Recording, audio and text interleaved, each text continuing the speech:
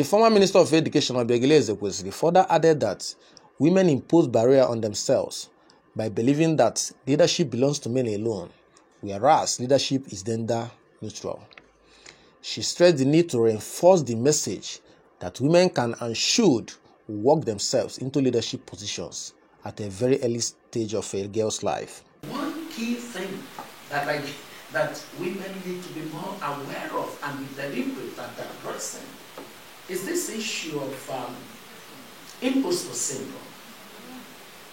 You know, government can remove things, private sector can remove things, communities can remove barriers, but if a woman imposes a barrier on herself, who's going to remove it? It has to take the woman. Self-imposed barriers, where the women simply look at themselves and they think that leadership belongs to men. Meanwhile, science shows and evidence proves that leadership is gender neutral. Lending her voice, the Minister of Women Affairs, Pauline Tallen, encouraged women to unite and register their requests with one voice. She advised women to set aside their personal interests and pursue one objective, adding that women should have the right training to be able to lead. Nigeria is such a large country with so much, and yet, because of the absence of women in decision making, millions of Nigerians are suffering for no cause. We need to get ourselves together, unite, and try to speak with one voice. Aisha Yusuf, one of discussants at the round table, maintained that Nigerians are not educated as they should be, noting that democracy without education is a disaster.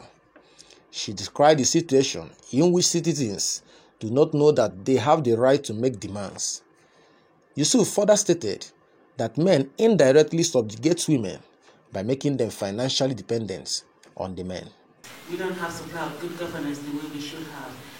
Like Dr. Obiageli Ezekwesili would always say, governance is of two sides, the demand and supply side.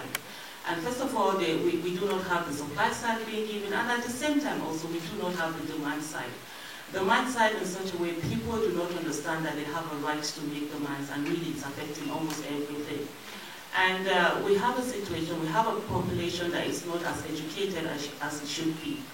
And I always say that democracy without education is a disaster, and we need to have more people educated. When people are educated, they will have a right, they will know what their rights are, and they will know that they have a right to make this demand. The roundtable meeting was organized to galvanize support for women participation in politics and allocation of elective and appointive positions to Nigerian women.